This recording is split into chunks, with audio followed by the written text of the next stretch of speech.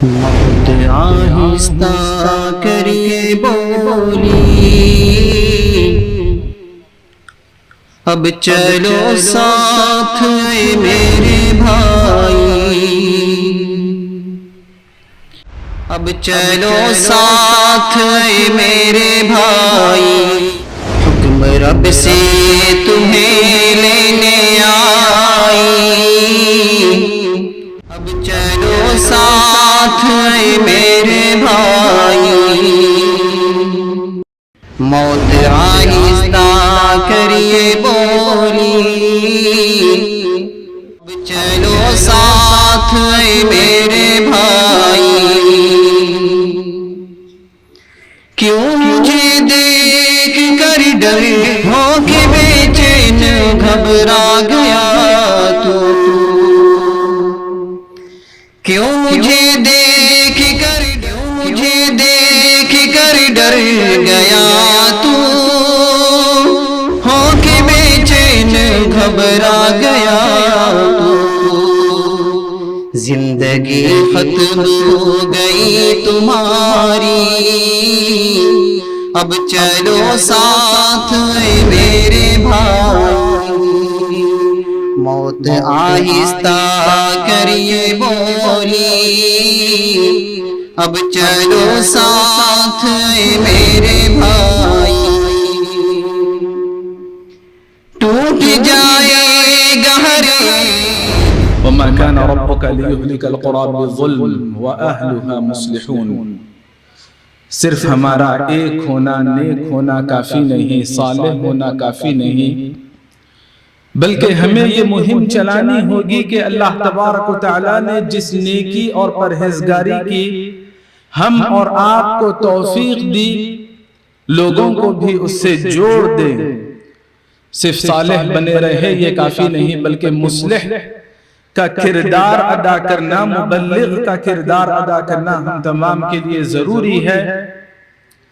اگر ہم یہ فرض منصبی سے گریز کریں گے اور اپنی روش کو تبدیل نہیں کریں گے تو پتہ نہیں حالات کیسے موڑ کو اختیار کرنے والے ہیں۔ السلام علیکم ورحمۃ اللہ وبرکاتہ۔ ان الحمد للہ نحمده ونستعینه ونستغفره ونؤمن به ونتوکل علیہ ونعوذ باللہ من شرور انفسنا ومن سیئات اعمالنا، من يهده الله فلا مضل له ومن يضلل فلا هادي له، واشهد ان لا اله الا الله وحده لا شريك له، واشهد ان محمدا عبده ورسوله۔ يا أيها الذين آمنوا اتقوا الله حق تقاته ولا تموتن إلا وأنتم مسلمون۔ يا أيها الناس اتقوا ربكم الذي خلقكم من نفس واحدة وخلق منها زوجها وبث منهما رجالا كثيرا ونساء، واتقوا الله الذي تساءلون به والأرحام إن الله كان عليكم رقيبا۔ يا أيها الذين آمنوا اتقوا الله وقولوا قولا سديدا يصلح لكم أعمالكم ويغفر لكم ذنوبكم، ومن يطع الله ورسوله فقد فاز فوزا عظيما۔ شہنشین پر رونق افروز معزز زعماء و علماء اور عزیز رفقاء و شرکاء اور پردہ نشین اسلامی ماؤں اور بہنوں، سب سے پہلے رب کریم کا احسان عظیم بچا لانے کے بعد میں انتظامیہ کا، چاہے وہ مقامی جمعیت ہو یا شہری جمعیت ہو یا ضلعی جمعیت ہو، سارے منتظمین کا دل کی گہرائیوں سے شکر گزار ہوں کہ انہوں نے اس زرین موقع سے ہمیں استفادے کا موقع عنایت کیا، اور یہ بہترین محفل سجائی۔ اللہ سے دعا ہے کہ یہ کام کامیابی سے ہمکنار ہو، اور ہماری یہ ساری کوششیں کاوشیں ذخیرہ آخرت بن جائیں۔ معزز حاضرین، جیسا کہ اعلان ہوا، ہمارے اس اجلاس کا مرکزی موضوع ہے اصلاح معاشرہ۔ یہ موضوع ہمیں اپنی مقصدیت کو بتاتا ہے، یاد دلاتا ہے۔ حقیقت میں اصلاح کا موضوع، اصلاح معاشرے کا موضوع نبوی مشن ہے۔ اللہ تبارک و تعالیٰ نے انبیاء علیہم السلام کی زبانی فرمایا، ان اريد الا الاصلاح ما استطعت۔ ہر ممکن کوشش کرنی چاہیے اصلاح کرنے کی، اصلاح نفس ہو، اصلاح ذات ہو، اصلاح معاشرہ ہو، عقائد کی اصلاح ہو، عبادات کی اصلاح ہو، ایمانیات کی اصلاح ہو، معاملات کی اصلاح ہو، عادات کی اصلاح ہو، تہذیب و روایات کی اصلاح ہو، جامع انداز سے اصلاحی مہم چلانا، یہ انبیاء علیہم السلام کا فریضہ رہا، جس فریضے کو انبیاء علیہم السلام کے وارثین آگے بڑھا رہے ہیں۔ یاد رکھیں کہ جب کبھی ہم اپنے فرض منصبی سے غفلت برتیں گے تو ایسی آزمائشیں آئیں گی جیسی آزمائشوں کی جانب مجھ سے پیشرو فاضل مقرر نے اشارہ کیا۔ وَمَا كَانَ رَبُّكَ لِيُهْلِكَ الْقُرَىٰ بِالظُّلْمِ وَأَهْلُهَا مُصْلِحُونَ۔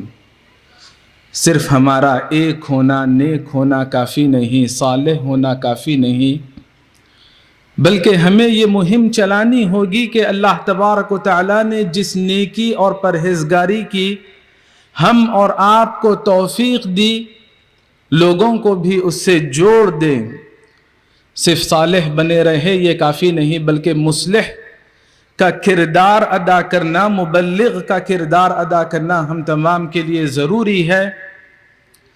اگر ہم یہ فرض منصبی سے گریز کریں گے اور اپنی روش کو تبدیل نہیں کریں گے تو پتہ نہیں حالات کیسے موڑ کو اختیار کرنے والے ہیں۔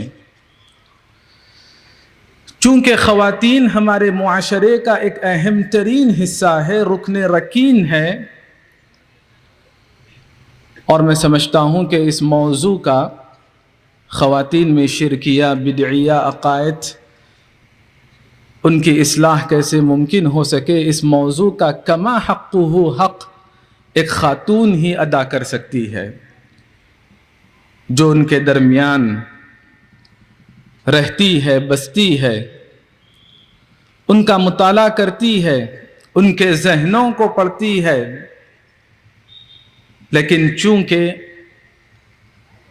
ایک جم غفیر یہاں پر صنف نازک کا بھی ہے اور دوسرے احباب بھی یہاں تشریف فرما ہے جنہیں اللہ نے خواتین کا قوام بنایا، ان کی بھی گہری نظر ہو سکتی ہے۔ اس اعتبار سے انتظامیہ نے اس موضوع کو بڑی اہمیت دی، خواتین کے عقائد کو۔ حقیقت میں عقیدہ مردوں کے لیے ہو یا عورتوں کے لیے ہو، یہ انتہائی اہم ترین موضوع ہے۔ مسلمانوں کے یہاں عقائد کی جتنی اہمیت ہے کسی اور چیز کی اتنی اہمیت نہیں، کیونکہ عقیدہ وہ رشتہ ہے، وہ بندھن ہے، وہ تعلق ہے، وہ جوڑ ہے جو عام انسان کو اسلام سے جوڑ کر رکھتا ہے۔ اگر عقیدہ درست ہوگا تو آپ سے اسلام کا تعلق بھی درست ہوگا، اگر عقیدہ غلط ہوگا، کمزور ہوگا، تو آپ کا اسلام سے تعلق بھی اسی تناسب سے ہوگا۔ اسی لیے عقائد کو اہمیت دینا بہت ضروری ہے۔ بالخصوص اس موضوع کی جانب یہاں توجہ دلائی گئی جس موضوع پر بہت کم خدمت کی جاتی ہے، خواتین میں پائی جانے والی شرکیہ اور بدعیہ عقائد اور ان کا علاج یا ان کا حل۔ یہ تو ہمارے گھرانے ہیں، دور نبوت میں صحابہ کرام کے گھرانوں میں بھی خواتین پر بڑی نظر رکھنے کی ضرورت پیش آتی تھی۔ مثال کے طور پر میں ایک روایت پیش کروں گا سنن نبی داؤد میں صحیح درجے کی روایت ہے، ابن مسعود رضی اللہ عنہ سے مروی، ان کی اہلیہ زینب رضی اللہ عنہا۔ یہ طویل روایت ہے۔ زینب رضی اللہ عنہا فرماتی ہیں واللہ کانت عینی تقذف یا تقذف، دو طرح سے بھی یہ روایت مروی ہے۔ زینب رضی اللہ عنہا جو ابن مسعود رضی اللہ عنہ کی اہلیہ ہے، وہ قسم کھا کر کہتی ہیں کہ میری آنکھ میں شکایت تھی، کچھ عارضہ لاحق تھا، آنکھ پھڑکتی تھی یا آنکھ سے پانی جاری رہتا تھا۔ مختلف معنی محدثین نے بیان کیے۔ وَكُنْتُ أَخْتَلِفُ إِلَى فُلَانٍ الْيَهُودِ يَرْقِينِي۔ تعجب ہوگا، ابن مسعود رضی اللہ عنہ جلیل القدر صحابی ہے، بعد والوں نے فقہائے صحابہ میں ان کو سر فہرست رکھا، یعنی دین کی دقیق فہم رکھنے والے، بالخصوص فقہی مسائل پر نظر رکھنے والے صحابی۔ وہ صحابی ابن مسعود رضی اللہ عنہ جنہوں نے صحیح بخاری کی روایت کے مطابق قسم کھا کر کہا کہ قرآن کی ہر آیت کا علم میرے پاس ہے، قرآن کی ہر سورت کا علم میرے پاس ہے، اتنے زعم کے ساتھ ایسے الفاظ کسی اور صحابی سے مروی نہیں۔ آپ اندازہ لگائے ایسے جلیل القدر صحابی کی اہلیہ یہودی کے پاس جایا کرتی تھی رقیہ کرانے کے لیے۔ فَإِذَا رَقَانِي سَكَنَتْ، زینب رضی اللہ عنہا کا کہنا ہے کہ جب یہودی مجھے رقیہ کرتا، دم کرتا، پڑھ کر پھونکتا، تو آنکھ میں سکون محسوس ہوتا، آرام محسوس ہوتا، بے چینی اور بے قراری ختم ہو جاتی۔ ابن مسعود رضی اللہ عنہ کو جب خبر ہوئی، ابن مسعود رضی اللہ عنہ نے فرمایا انما ذاک عمل الشیطان، یہ یہودی کا کوئی کمال نہیں بلکہ شیطان کا کردار ہے۔ جب تم وہاں جاتی ہو اور اس سے رقیہ کراتی ہو تو شیطان کف عنہا، دور ہو جاتا ہے، اور تم یہ سمجھتی ہو کہ تمہیں فیض حاصل ہو رہا ہے۔ یہ حدیث بہت اہم ترین حدیث ہے عقیدے کے باب میں، چاہے مردوں کے لیے ہو یا عورتوں کے لیے ہو۔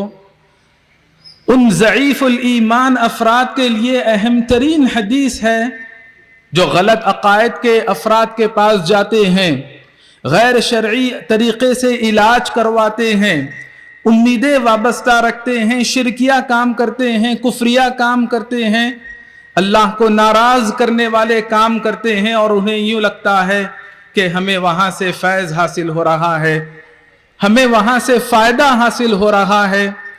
ایسے بڑے شہروں میں جہاں مسلمان اکثریت میں ہیں، مسلم خواتین برقع پوش خواتین نظر آتی ہے مذہب کی تمیز کیے بغیر، اور وہاں سے شرکیہ کام کر کے لوٹ کر آتی ہے۔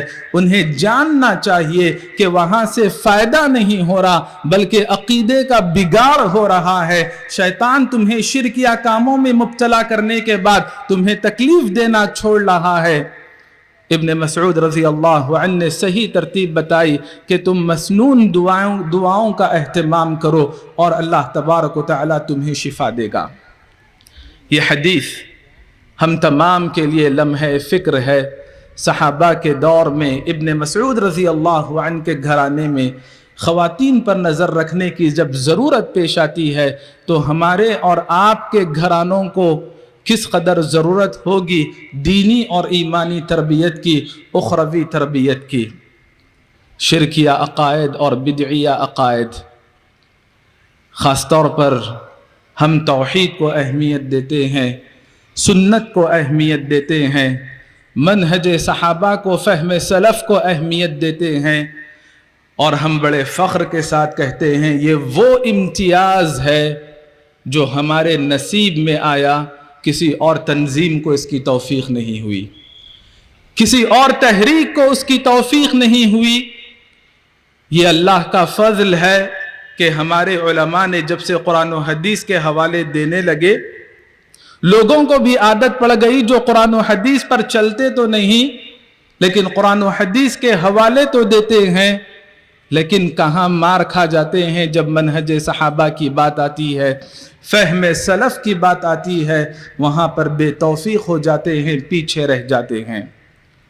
لہٰذا ہمیں کوشش کرنی چاہیے، اپنی اصلاح کرنے کی کوشش کرنی چاہیے، معاشرے کی اصلاح کرنے کی کوشش کرنی چاہیے، اپنی لڑکیوں اور خواتین پر نظر رکھنی چاہیے، ان کے عقائد اور نظریات کو پڑھنا چاہیے۔ یہاں پر یہ موضوع جو رکھا گیا ہے عیب جوئی کے لیے نہیں رکھا گیا ہے، خامیوں کو اجاگر کرنے کے لیے نہیں رکھا گیا ہے، بلکہ اللہ تبارک و تعالیٰ کا فرمان وَكَذَلِكَ نُفَصِّلُ الْآيَاتِ وَلِتَسْتَبِينَ سَبِيلُ الْمُجْرِمِينَ، جو لوگ مجرم ہیں ان کا معاملہ لوگوں کے سامنے واضح ہو جائے، غلطی نظر آنے لگے، شعور بیدار کیا جائے، لوگوں میں آگاہی پیدا کی جائے، لوگوں کو تعلیم کے زیور سے آراستہ کیا جائے۔ یقیناً جو غلطی ہے وہ ضرور کھٹکتی ہے، لیکن انتظامیہ نے بڑی فرض شناسی کے ساتھ اس موضوع کو اجاگر کرنے کی کوشش کی۔ شرک اللہ کی نظر میں انتہائی سنگین جرم ہے، گناہ کبیرہ میں بھی اکبر الکبائر کہا گیا، تمام محرمات میں سر فہرست اللہ کے ساتھ شرک کرنے کو رکھا گیا۔ اتنا سنگین جرم ہے کہ نبی صلی اللہ علیہ وسلم جو صحابہ کرام کو کبھی عزیمت کا درس دیا کرتے، کبھی رخصت کی بات بتایا کرتے، نبی صلی اللہ علیہ وسلم شرک سے جب آگاہ کرتے تو لا تشرک باللہ وَإِن قُتِّلْتَ أَوْ حُرِّقْتَ، کاٹ کر ٹکڑے ٹکڑے کر دیے جائے یا جلا کر راکھ کر دیا جائے تب بھی اللہ کے ساتھ شرک نہ کرنا۔ اسی لیے شرکیہ عقائد اور بدعیہ عقائد سے تحذیر کی جا رہی ہے، آگاہ کیا جا رہا ہے، چوکنا کیا جا رہا ہے۔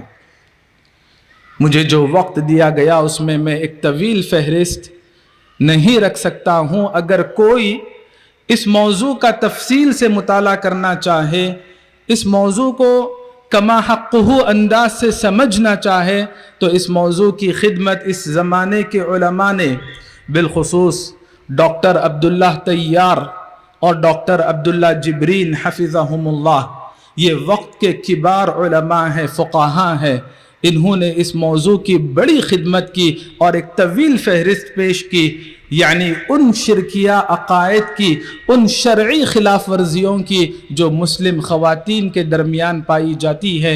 یقیناً یہ موضوع بڑا اہم ہے، اس موضوع کی جانب توجہ دینی چاہیے۔ اگر آپ غور کرتے چلیں، اپنے گھروں کا جائزہ لیں، دیکھیے ہمارے تمام فرائض میں سب سے پہلا فریضہ نہ نماز پڑھنا تھا، نہ جہاد کرنا تھا، نہ اسلامی حکومت قائم کرنا تھا، نہ بیت المال کا نظام نافذ کرنا تھا۔ سب سے اول اور سب سے افضل جو حکم دیا گیا وہ علم حاصل کرنا ہے۔ اگر گھر کا ذمہ دار صاحب علم ہو تو اس کے اندر تمیز ہوگی، پرکھ ہوگی، وہ بر وقت مداخلت کرے گا، اپنے ماتحت افراد کو، اہل و عیال کو شرکیہ اور بدعی کاموں سے، بدعت کے کاموں سے، شرعی خلاف ورزیوں سے روکے گا۔ اگر گھر کا ذمہ دار، گھر کا سردار وہ خود لا علم ہو، بلکہ وہ خود شرکیہ اور کفریہ کاموں میں مبتلا ہو، اچھے اور برے کی تمیز نہیں، کھرے اور کھوٹے کا اس کے اندر فرق نہیں پایا جاتا ہے، تو بہت ممکن ہے کہ وہ بھی ڈوبے گا اور اپنے گھرانے کو بھی لے کر ڈوبے گا۔ غور کرتے چلیں کہ کون سی شرعی خلاف ورزیاں جو شرک کے درجے میں ہیں یا کبھی بدعت ہوتی ہے پہلی نظر میں، لیکن وہ بدعت مکفرہ ہوتی ہے، اسلام سے خارج کرنے والی ہوتی ہے، شرک پر مشتمل ہونے کی وجہ سے، کفر پر مشتمل ہونے کی وجہ سے۔ لہذا بدعات بھی کبھی اسلام کے دائرے سے خارج کر دیتی ہیں۔ لہذا شرکیہ اور بدعیہ تمام امور سے اجتناب کرنا چاہیے۔ مسلم بہنوں کو آپ نے سنا ہوگا بہت ساری شرعی خلاف ورزیاں ان کی زبان سے ادا ہوتی ہے۔ مثال کے طور پر گھر میں اگر کوئی نزاعات ہو جائیں، اختلافات ہو جائیں، یا اگر کوئی خاتون بے بھروسہ اور بے اعتماد ہونے لگے، اپنی زبان میں جان پیدا کرنے کے لیے، اعتماد حاصل کرنے کے لیے قسم کھائی جاتی ہے۔ کبھی تو قسم قرآن مجید کی کھائی جاتی ہے، کبھی اللہ کی قسم کھائی جاتی ہے، لیکن بعض دفعہ دیکھا گیا کہ عورتیں جذبات سے مغلوب ہو کر اپنی اولاد کی قسم کھاتی ہیں، بچوں کے سر پر ہاتھ رکھ کر قسم کھاتی ہیں، یا پھر فلم انڈسٹری کی بدولت یا غیر شرعی جو سیریلز دیکھے جاتے ہیں جو مخرب اخلاق بھی ہوتے ہیں، عقائد اور ایمانیات کو بگاڑنے والے ہوتے ہیں، ان سیریلز کی، ان ڈراموں کی بدولت محبت کرنے والے اپنے محبوب کی بھی قسم کھانے لگتے ہیں اور اسے باعث فخر سمجھتے ہیں اپنے لیے۔ رسول اللہ صلی اللہ علیہ وسلم نے فرمایا من حلف بغیر اللہ فقد کفر او اشرک، جس نے اللہ کے علاوہ دوسروں کی قسم کھائی، اللہ کے علاوہ دوسروں کی قسم کھائی، چاہے وہ شوہر ہو یا بیوی ہو یا بچے ہوں یا ماں باپ ہو یا کوئی بھی ہو، اللہ کے علاوہ اگر کسی اور کی قسم کھائی تو یقیناً اس سے دو غلطیوں میں سے ایک غلطی ہو رہی ہے۔ دوسری روایت میں شرک کے الفاظ تاکید کے ساتھ بتائے گئے کہ یقیناً اس نے شرک کیا یا یقیناً اس نے کھلا کفر کیا۔ محبت اور ڈر، اس کو بھی شرعی حیثیت حاصل ہے۔ جب خواتین مختلف ڈراموں کا نظارہ کرتی ہے پابندی کے ساتھ، یا جو لوگ فلم بینی کے عادی ہیں، ان کو شرکیہ کام کرنے کے لیے آج بت قدوں کے پاس جانے کی ضرورت نہیں۔ گھر کے ٹیلی ویژن اور موبائل کے ذریعے ایسا کلام آپ کو سننے ملے گا فلم کی ابتدا میں یا سیریل کی ابتدا میں، جو کھلے طور پر شرک اور کفر پر مبنی ہے، اور بڑے اہتمام سے مسلمانوں کے گھروں میں وہ صدائیں گونجتی ہیں جو ان کے ایمان کو تہس نہس کر دیتی ہیں۔ لہذا محبت ہونی چاہیے، اعلیٰ درجے کی محبت ہونی چاہیے، شدت کی محبت ہونی چاہیے، تو وہ اللہ تبارک و تعالیٰ سے ہونی چاہیے۔ یہ کمال ایمان ہے۔ والذین آمنوا اشد حبا للہ، پھر اللہ کی خاطر محبت ممکن ہے، فطری اور جائز محبت ممکن ہے، لیکن اگر شدت کی محبت اللہ کے علاوہ کسی اور سے ہونے لگے تو یہ شرکیہ محبت ہے۔ عقیدے کے علماء نے آگاہ اور چوکنا کیا۔ بالکل اسی طرح خوف کا بھی معاملہ ہے۔ اگر کوئی غیبی مخلوق سے ڈر رہا ہے یا ڈر رہی ہے جو نظر آنے والی نہیں، جس کا نقصان پہنچانا آپ کو پتہ نہیں، لیکن پھر بھی غیبی مخلوق سے ڈرا جا رہا ہے۔ عام طور پہ خواتین بچوں کو بچپن ہی سے ڈراتی ہیں، بچوں کو بزدل بنا دیتی ہیں، جس کا نتیجہ یہ ہوتا ہے کہ بچے اندھیرے میں باہر نکلنے سے ڈرتے ہیں، رات میں قبرستان سے گزرنے سے ڈرتے ہیں۔ اللہ تعالیٰ نے اللہ کا فضل مانگنے کا حکم دیا، وَاسْأَلُوا اللَّهَ مِن فَضْلِهِ، لیکن ہماری خواتین کو ہم نے دیکھا کہ اپنے بچوں کو اللہ کے فضل سے ڈراتی ہیں۔ بالکل قرآن کی تعلیمات کے مخالف ہے۔ جیسے محبت اللہ سے ہونا یہ توحید ہے، غیر اللہ سے ہونا شرک ہے، اسی طرح اگر خوف بھی غیر اللہ سے ہو رہا ہے یا خوف دلوں میں ڈالا جا رہا ہے، لا تخافوہم وخافونی ان کنتم مؤمنین، ان تمام امور کا تعلق ایمان سے ہے اور ان تمام امور کی جانب ہم کو توجہ دینے کی ضرورت ہے۔ مسلم معاشرے میں یا خواتین کے درمیان کچھ دینی مسائل کو لے کر بڑی الجھن رہتی ہے. جیسے کچھ خواتین کو حجاب پسند نہیں رہتا، اس کا مذاق اڑاتے ہیں، اس سے کراہت کرتے ہیں. یا پھر کچھ خواتین کو داڑھی پسند نہیں رہتی، کراہت کرتی ہیں خواتین اور مذاق اڑاتی ہیں. اگر غلطی کو غلطی مان کر کیا جائے تو یہ بھی گناہ ہے، لیکن غلطی کو غلطی نہ سمجھیں تو یہ سنگین گناہ ہے، کبھی اسلام سے خارج بھی کر سکتی ہے یہ غلطی. اللہ نے جسے حرام کیا اسے حرام نہ سمجھیں، حرام کردہ چیز کو حلال کردہ تصور کرنے لگیں، شریعت کی کسی بھی چیز سے کراہت کرنے لگیں تو یہ اسلام سے خارج کرنے والا کام ہے. عقیدے کے علماء نے نواقض اسلام میں اسے داخل کیا. ذَلِكَ بِأَنَّهُمْ كَرِهُوا مَا أَنزَلَ اللَّهُ فَأَحْبَطَ أَعْمَالَهُمْ قُلْ أَبِاللَّهِ وَآيَاتِهِ وَرَسُولِهِ تَسْتَهْزِئُونَ لَا تَعْتَذِرُوا قَدْ كَفَرْتُمْ بَعْدَ إِيمَانِكُمْ. شریعت سے وابستہ کسی چیز سے کراہت ہوگی، شریعت سے وابستہ کسی چیز کا مذاق اڑایا جائے گا تو یقین جانے یہ نواقض اسلام میں داخل ہے، اور اللہ تبارک و تعالی اس غلطی کی وجہ سے اعمال کو برباد کر دیتا ہے. شرکیہ کام ہوتے ہیں، قبروں کے پاس خواتین نظر آتی ہیں، قبروں کے لیے سفر کا اہتمام کیا جاتا ہے، قبروں کے پاس سجدے کیے جاتے ہیں، منتیں مانی جاتی ہیں، جادوگروں کے پاس جاتے ہیں. اتنی شرعی خلاف ورزیاں ہوتی ہیں. یہ تمام شرعی خلاف ورزیاں کفر اور شرک پر مشتمل ہیں. اللہ تبارک و تعالیٰ نے سحر کے بارے میں، جادو کے بارے میں فرمایا انما نحن فتنة فلا تکفر انما ان الرقى والتمائم والتول شرک. یہ بڑی سنگین غلطی ہے. قرآن اور حدیث میں اسے کفر اور شرک سے تعبیر کیا گیا.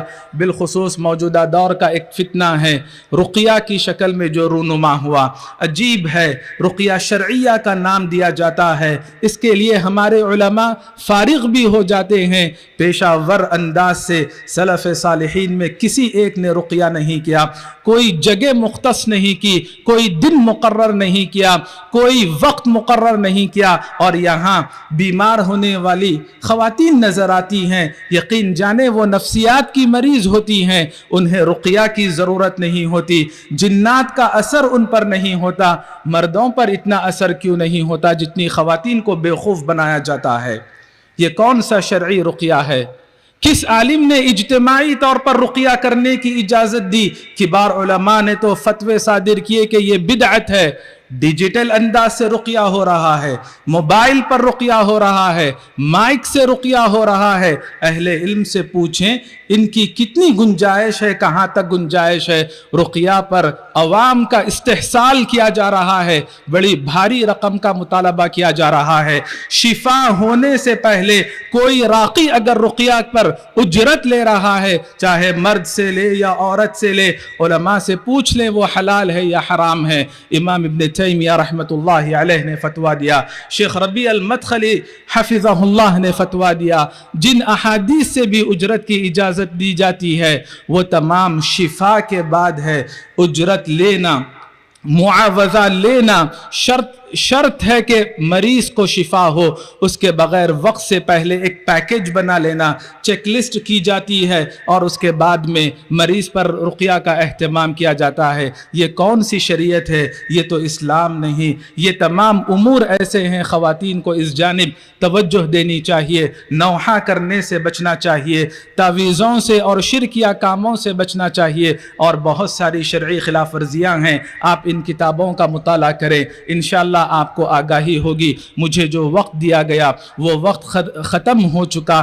ان کا علاج واحد یہی ہے کہ ہم علم کے ساتھ جڑ جائیں، علم حاصل کریں. میں ایک نکتے کی بات بتاؤں گا، ہم مردوں کے لیے بھی علم ضروری ہے، خواتین کے لیے ضروری ہے. خواتین کے لیے اس قدر ضروری ہے، امام بخاری رحمۃ اللہ علیہ نے تین باب باندھے خواتین کی تعلیم کے لیے. هل يجعل للنساء يوم على حدة في العلم، باب عظة الامام الرجل، باب تعلیم الرجل امته و اہلہ.